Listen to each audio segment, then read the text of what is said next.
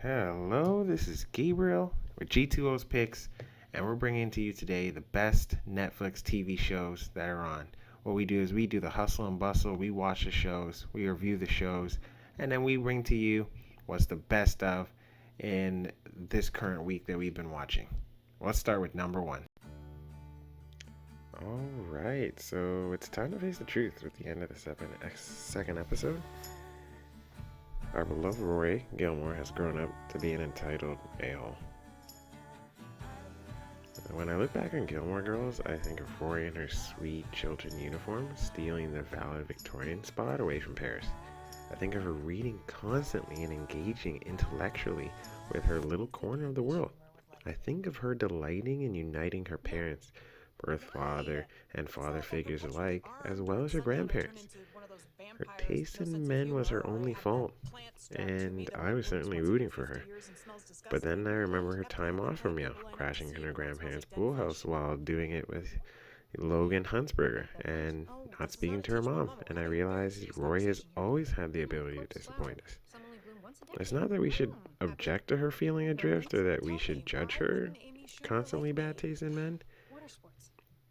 We all know, many of us who survived our 30s know what it's like, even for Paris, who's feeling insecure, even though she's mega successful and has a 5-story house in Manhattan, but her briefcase is empty. Quite the metaphor there. And it's not that Rory's ghostwriting gig fell through either. We all know that book wasn't going to be the next Cloud Atlas, as she very well points out. Now I'm about 3 hours into Gilmore Girls A Year in Life, and we've yet to see Rory with a book in her hand. It's not that it's like she's rested on her laurels. You know, even taking the pieces that she's written and kind of just saying, oh, I'm great now. I should just get the job. Especially the one at Sandy Says. But she came in with nothing to sell, nothing to pitch. What's going on? You know, if Rory is less self-aware than we might have hoped, then at least her mom and grandmother are trying. Sort of. They're in therapy. Finally. And it's a perfect venue to see all the marvelous dysfunction of their relationship, all the passive and not so passive aggression that's built up over the years. And truly, this is where Lauren Graham and Kelly Bishop are doing some of their best work of the series. Their therapy appointments are characterized by awkward, angry silences, followed by massive blow-ups just as the clock is about to run out. Lorelai offers blanket apologies for everything that she's ever done wrong, and that's a lot of stuff.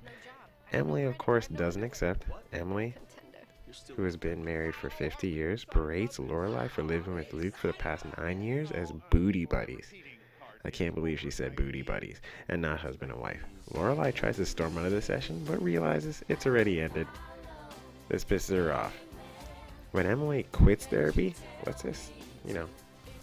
Lorelai stays on, which means she finally gets her own doctor to sit down and just vent at. We're used to seeing Lorelai in circumstances where she has to lie or repress her anger, so it's a nice change to see her to be open and honest about her ambitions and fears. Like, I don't want to be like my mother is obviously at the top. Maybe she can bring Rory next time. Stalled ambition is another key theme for this episode. We see Michelle feeling frustrated at the Dragonfly for hosting B-list actors who are filming a big movie in a neighboring town. And he says, what's the point of living if we're never going to bag Jennifer Lawrence, he cries. And I agree with him. Has a Dragonfly peaked? Even though Rachel Ray's in the kitchen making Sammys? Or as Rory suggests, will simply playing Skrillex calm Michael down? Or Michelle, I should say. Even worse are Emily's and Richard's ambitions for Luke. From the grave, Richard imposes his will on his not quite so son-in-law. He's left a trust for Luke specifically to expand and franchise Luke's diner. Emily is on hand with a real estate guru within hours.